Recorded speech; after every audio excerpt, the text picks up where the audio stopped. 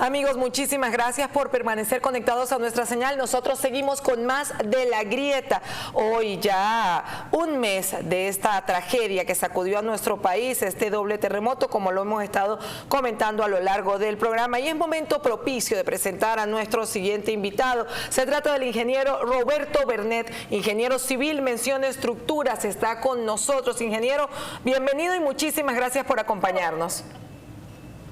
Muchísimas gracias, a la orden. Se va que está entrando una llamada, estoy tratando de bloquear. No se preocupe que esto es totalmente en vivo. Mientras usted bloquea esa llamada, nosotros valoramos su tiempo. Sabemos que ha estado realizando varias entrevistas, giras de medios, y ha sido sumamente importante para nosotros que nos acompañe a un mes del doble terremoto en La Guaira. ¿Cuál es el balance principal que usted ha hecho de lo ocurrido? Y usted ha insistido además en la necesidad de preservar los escombros.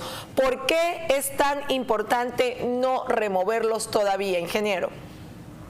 Bueno, mira, fíjate, tú me dices cuál es el balance. Efectivamente, no tenemos un balance, no tenemos respuesta a qué sucedió, por qué sucedió, porque, por ejemplo, hay edificios que tú ves en la misma zona con relativamente el mismo, muy probablemente el mismo tipo de suelo, y sin embargo, unos cayeron, unos colapsaron y otros prácticamente no tienen una grieta. Allí tiene que haber un problema constructivo, ya sea un problema de fundaciones, un problema de calidad de materiales.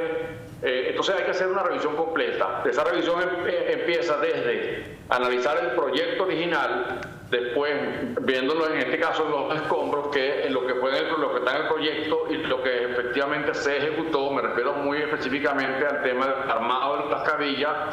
Es decir, si el proyecto decía cuántas cabillas de tales dimensiones en tal viga, el armado transversal, que es tan importante, sobre el que vengo insistiendo cuando hice el recorrido, o mejor dicho, los recorridos por La Guaira. Una de las cosas que más se ve es la falla columna. Y tú lo ves, mira, María Alejandra, cuando tú ves un edificio que se ve muchísimo en La Guaira, que parecen panquecas, que cayeron piso sobre piso, sí. Ahí tienes claramente una falla de columna.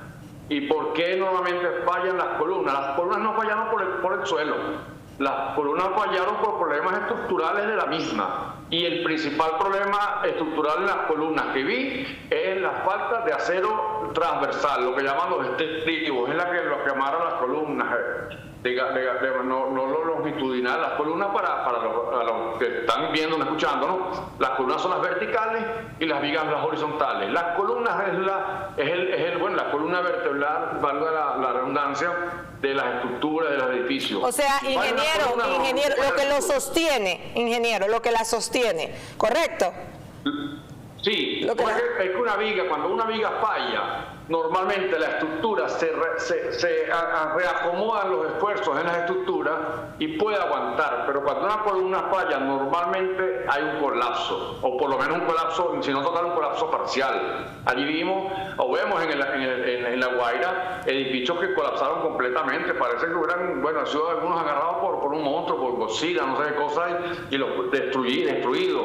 Otros que perdieron 5 pisos y quedaron 9 pisos arriba. Pero el hecho es que en esos casos lo normal, lo razonable es que hay problemas de columna, problemas de armado de columna. Ahora, en este caso, lo que tú me preguntabas antes, ¿para qué sirve eventualmente que se verifiquen los escombros? Mira, te voy a la historia. En el año 67, en el sismo que hubo en Caracas, que vieron algunos edificios tanto en La Guaira como en Caracas, sobre todo en los Palomares de Altamira, esos escombros se verificaron, inclusive se llevaron muchos para la Carlota. Hay quienes lo recuerdan todavía, yo no lo recuerdo, estaba muy pequeño, tenía 5 años, pero algunos que sí lo recuerdan, se llevaron para la Carlota y eso se estudiaron, y con ese estudio se vio que había necesidad, como en efecto se hizo, de cambiar, de hacer unas nuevas normas para hacer sismos resistentes en Venezuela, y no solo en Venezuela sino en el mundo. Por eso que venimos diciendo que los escombros no pertenecen ni siquiera a Venezuela, pertenecen al mundo, porque el mundo necesita saber cómo se comporta una estructura, en este caso con un doble sismo, y además de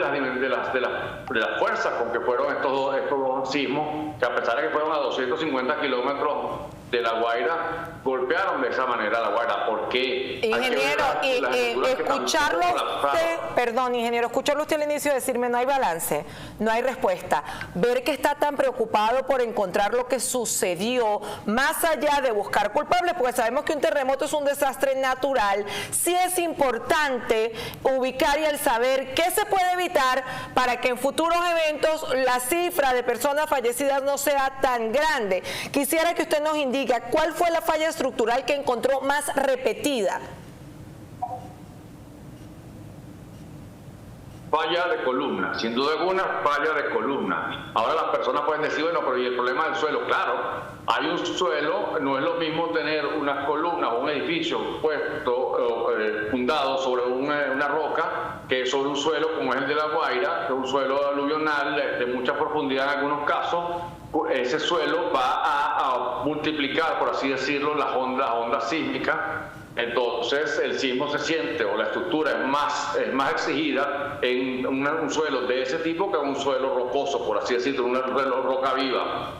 Pero también se ven fallas de licuefacción. ¿Qué es la licuefacción? La licuefacción es que el suelo, la arena, en este caso tiene que ser de arena para que haya licuefacción, se convierte en líquido. Se convierte en líquido cuando tienes presencia de agua, un suelo saturado de agua, arena mal gradada. Mal gradada significa que el tamaño del grano son todos iguales, no hay diferentes tamaños de grano, y un sismo. Cuando ocurren se juntan esos tres factores, tienes eventualmente una licuefacción, y por eso ves en La Guaira algunos edificios que caen como que se hubieran desmayado. Tú ves la estructura prácticamente intacta, salvo a lo mejor lo que sufre con la misma caída, pero no sufrieron las columnas, no sufrieron las vigas, sino que pareciera que hubo una falla de fundaciones.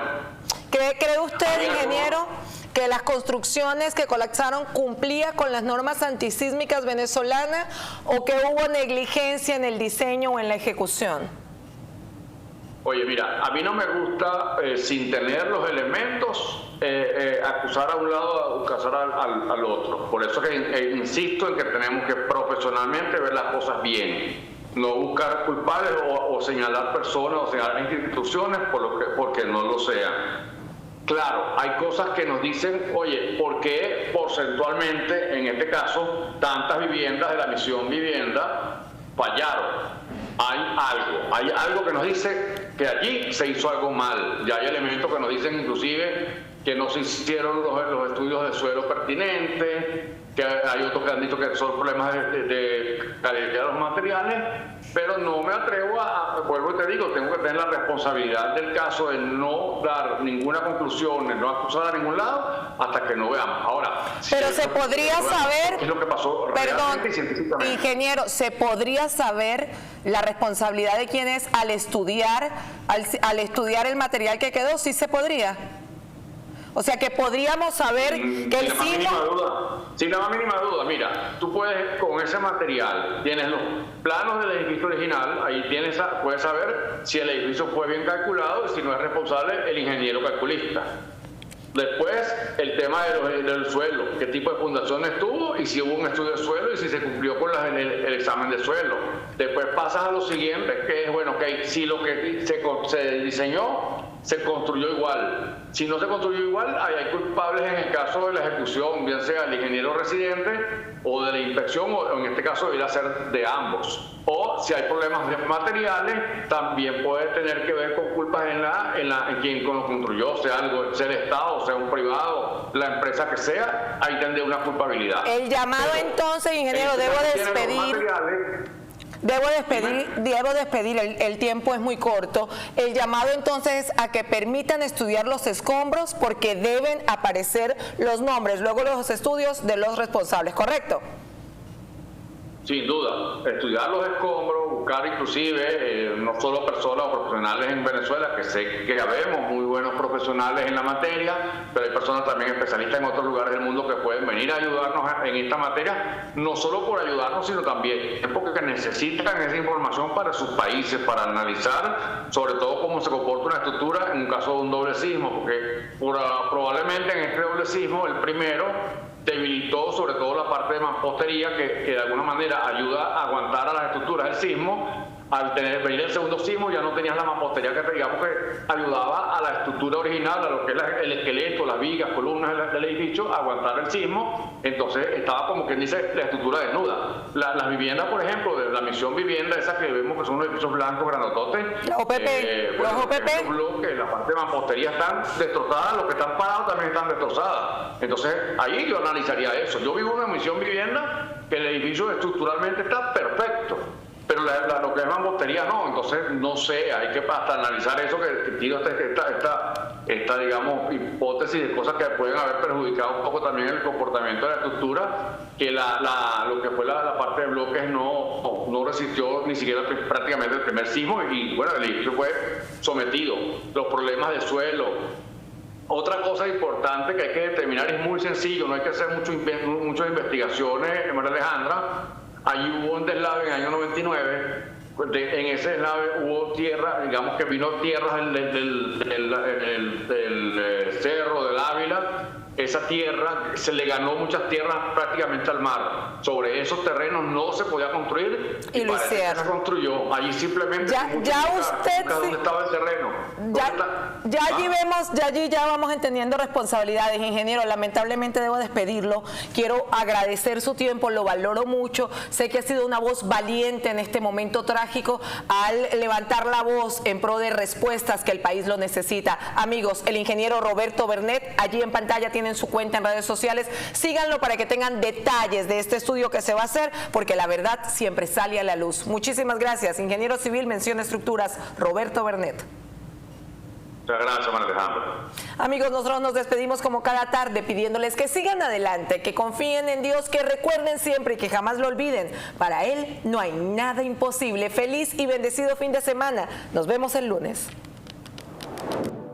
Este programa fue presentado por Rejup Chip, con el Dr. Jabal, experto en terapia de pellets. Visítanos en Rejup Chip y fortalece tu cuerpo, mente y espíritu. Rejup Chip.